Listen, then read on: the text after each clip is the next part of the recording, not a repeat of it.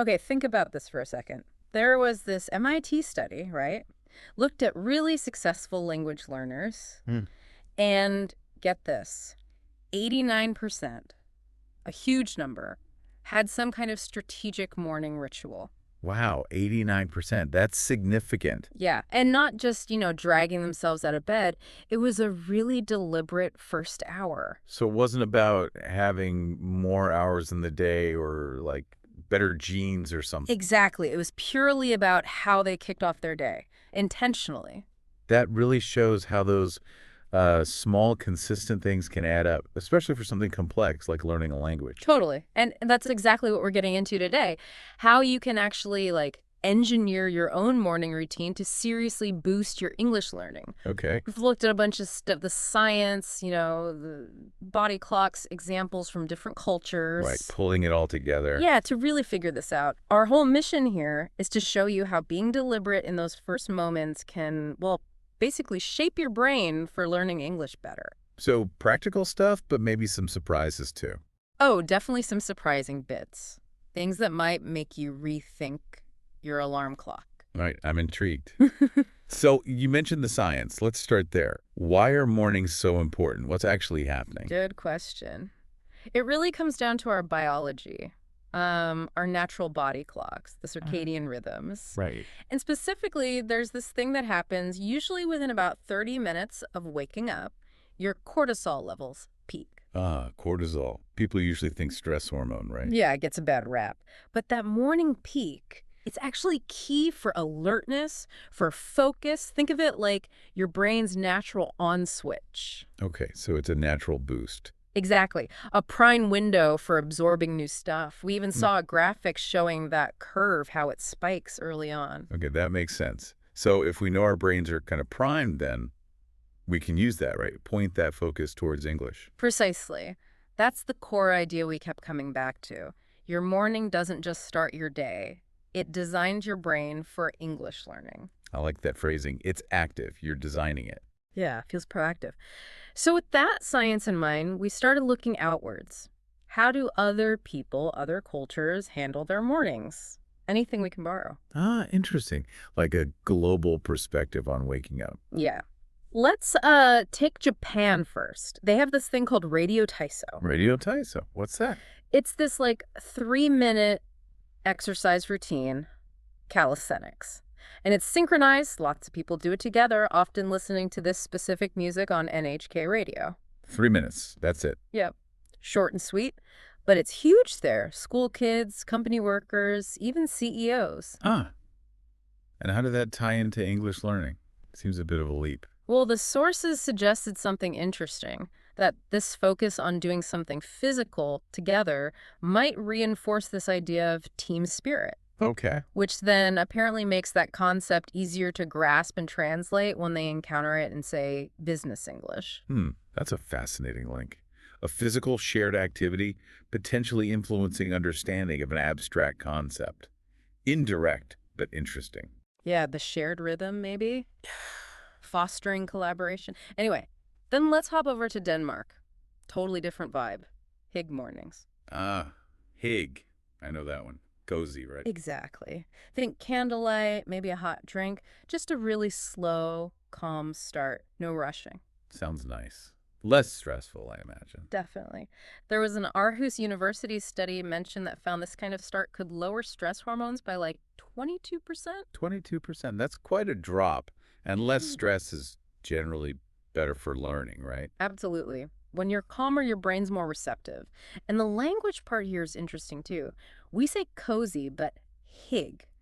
It doesn't have a perfect one-to-one English translation, does it? No, it's more of a feeling, an atmosphere.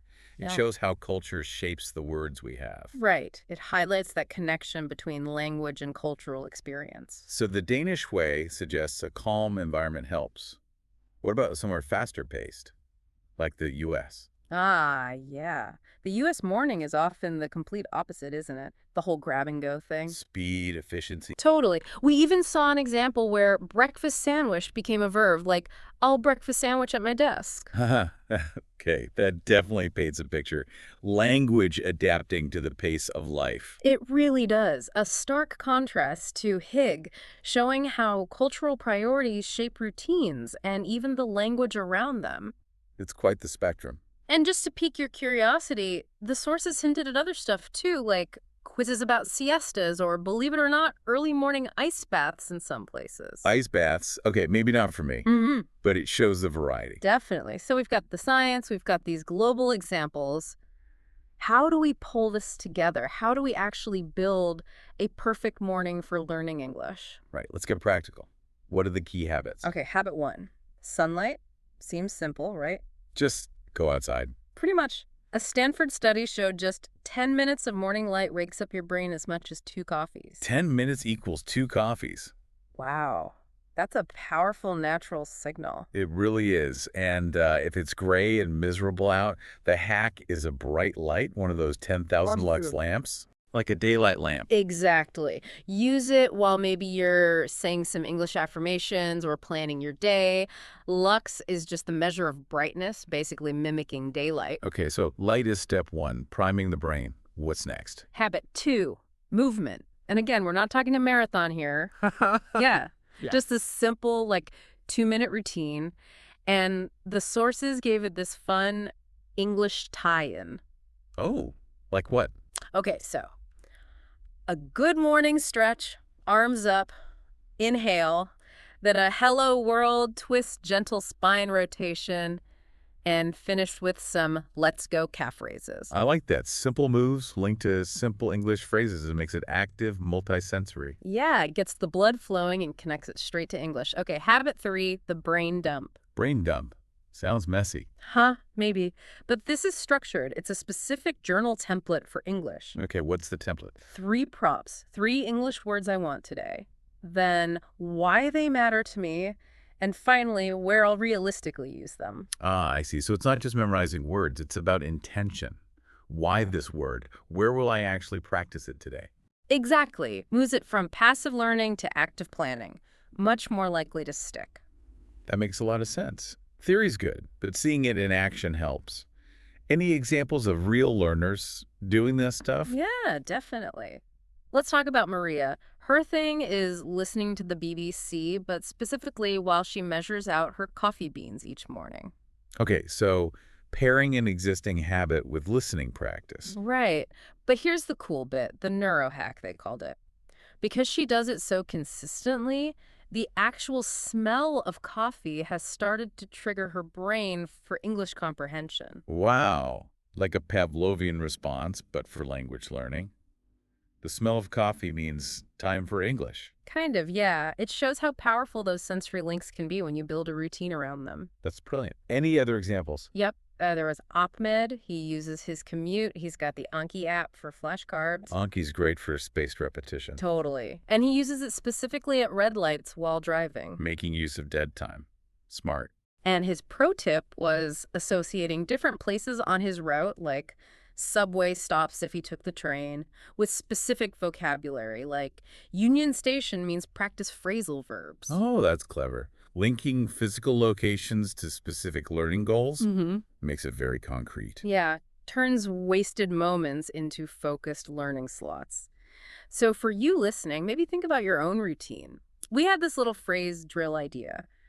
Every morning, I may you your habit so that I can practice your English goal. Give us an example. Exactly. Every morning, I name the ingredients on my cereal box out loud so that I can practice food vocabulary. Simple. Yeah, very simple. It Yeah. really connects learning to your actual life, makes Yeah. it less abstract. Exactly. So because people are doing this, but let's be real, motivation can be tough, especially first thing in the morning. How do you keep it going? Ah, yes. The motivation piece. Crucial. Yeah. Our sources had some good strategies here. First one, the 5-minute rule. The 5-minute rule. Yeah, you just tell yourself, okay, I'll just do 5 minutes. 5 minutes of English news, 5 minutes of flashcards, whatever. And the idea is that starting is the hardest part. Once you've done 5 minutes, it's much easier to just keep going, maybe for 15 or 20 minutes. It just lowers that initial hurdle. That's a neat psychological trick. Gets you over the hump. What else? Habit stacking templates. We sort of touched on this with Maria and her coffee. Right, linking new habits to old ones. Exactly. The template is basically, after an existing habit I already do, I will new small English habit. Okay, give me some examples. Sure. After I pour my coffee, I will describe its smell in 3 English adjectives. Or, during my mindless activity like brushing teeth, I will shadow a short podcast clip. Shadowing, meaning listen and repeat immediately. Yep, mimicking pronunciation and rhythm. It hooks the new habit onto something automatic, so you don't need as much willpower. Makes sense. Piggybacking on existing routines. Precisely. And then, for those really tough mornings, they mentioned emergency boosters. Emergency boosters. Sounds dramatic. Haha, maybe a little, but it's quick stuff. Like strike a power pose, stand tall, confident. Like Superman. Sort of. And while you're doing it, say out loud, today I am going to nail the word ubiquitous, or whatever word you're working on. Does that actually work, the power pose thing? Well, there's research, some from Harvard actually, Yeah. showing posture can influence your confidence levels. Yeah. So it's a quick mental and physical reset. Huh. Worth a try on a groggy morning. Okay, but what about specific challenges people might have? Like, what if you're just not a morning person? Good point. The sources did offer some quick tips, almost like a mini Q&A for night owls. The advice was, don't try to change overnight. Shift your routine earlier in tiny steps, maybe 15 minutes earlier each week. Gradual adjustment. Sensible. Yeah, makes it way less painful and more likely to stick. What about people who have, like, zero time for breakfast, that grab-and-go crowd? Use that tiny window. If you prep overnight oats, use that moment to think about the words. Breakfast, prepare, healthy. Just connect the action to related vocab. So even micro moments count. Absolutely. And another simple one for general practice. Label stuff around your house with Post-it notes in English. Your lamp, your kettle, your window. Constant low-effort exposure. That's a classic. Easy to do. And one more pro tip that came up, finding audio of common morning phrases slowed down a bit, maybe to 0.75x speed. For shadowing practice. Exactly. Makes it easier to catch the nuances of pronunciation if you're working on speaking clearly. Worth looking out for resources like that. Okay, lots of ideas there. So, to bring it all together, how can someone listening right now actually start doing this? Right, action time. We mapped out a sort of 7-day blueprint challenge. Woo, a challenge. Lay it on us. Okay, days 1 and 2. Just add one simple combo of sunlight plus English. Maybe listen to the weather forecast in English while standing by a window. Keep it small. Got it. Sunlight plus English, days 3 to 5. Habit stack. Pick one thing you already do every morning, making tea, brushing teeth, whatever, and attach one small new English activity to it. Just one. Building on existing routines makes sense. And the last 2 days. Days 6 and 7. Try teaching your new mini routine to someone else. Explain what you're doing and why. Teach it to learn it better yourself. Exactly. Explaining something forces you to understand it more deeply and reinforces your own commitment. It's a really powerful learning technique. That's a great challenge. Simple steps, builds up over the week. Yeah, designed to be achievable.